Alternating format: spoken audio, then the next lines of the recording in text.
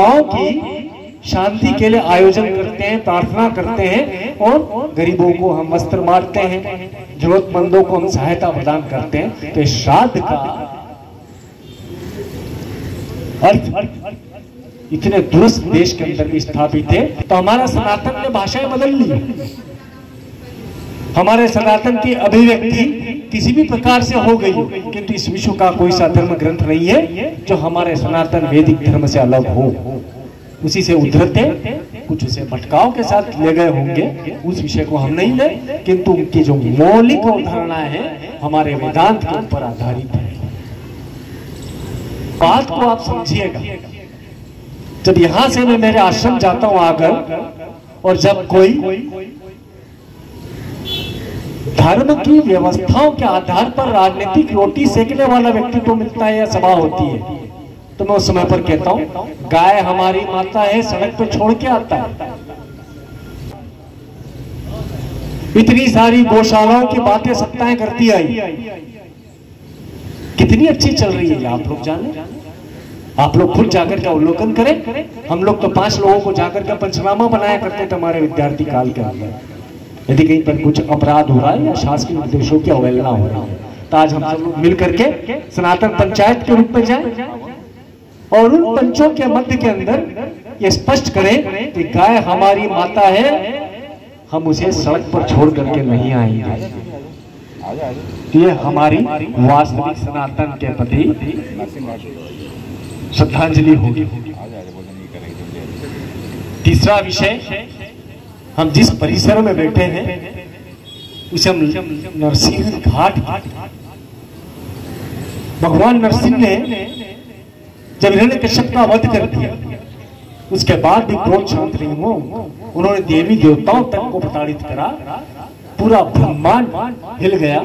जब उन्होंने पूछा प्रभु हमारी क्या गलती, तुम उस हिरण्यकश्यप से ज्यादा दोषी हो क्योंकि तुमने अपराध घटते हुए देखा है। जब मेरे भक्त के ऊपर, प्रहलाद के ऊपर अत्याचार हो रहा था, आप मुख दर्शक की भांति उसका अवलोकन कर रहे थे, आनंदित हो रहे थे, क्या द्रवित भी हो रहे थे, और आपने प्रतिरोध नहीं किया, तो आप भी उतने ही दोषी हैं जितना कि वो हिरण्यकश्यप दोषी था। सभी देवी देवता, इंद्रादि देवता वे पहुंचे महादेव के पास।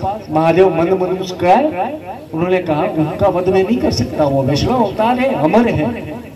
तब उन्हें बताया गया है कि जन्म मृत्यु का चक्र कहीं ना कहीं डिस्टर्ब हो जाएगा। तो उस समय पर महादेव ने दुर्गा से एक पंख लिया, कालका के स्वरूप से दूसरा पंख लिया, त्रिनेत्र शरभ का मुख लगाया। शरभ एक जीव होता था, जिराफ जैसी ऊंची किंतु भेड़िए से विकराल, मुंह से अग्नि, अष्टपाद, 8 पांव, और वे उड़ करके गए और नरसिंह भगवान को उन्होंने पंजों में दबोचा।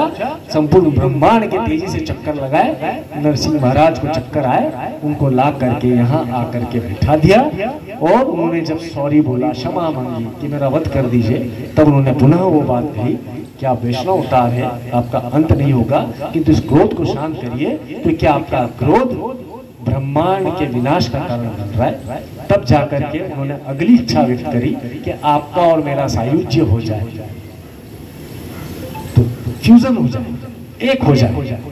तो नरसिंह का शेर का मुख, त्रिनेत्र, 2 पंख, अष्टपाद, मुंह से ज्वाला, जिन्हें हम लोग आकाश भैरव के रूप में जानते हैं, तो हम उस स्थान पर बैठे हैं जहां पर नरसिंह ने आकाश भैरव के रूप में स्थापित करके यहाँ से गुप्त स्थान की ओर गमन करा था। ऐसा हम में से कई लोगों का मानना है कि वो भूटान की पारो के टाइगर मोनेस्ट्री के अंदर, जिसे बौद्ध धर्म के द्वारा पोषित किया जाता है, टाइगर नेस्ट के।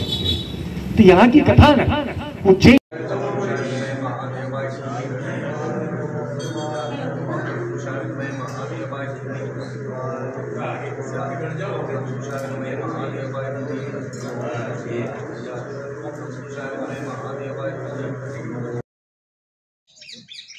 जनेऊ को कंठी जैसी बना लो, वो धामा ऐसे उठा लो, अलग अलग करो, है ना।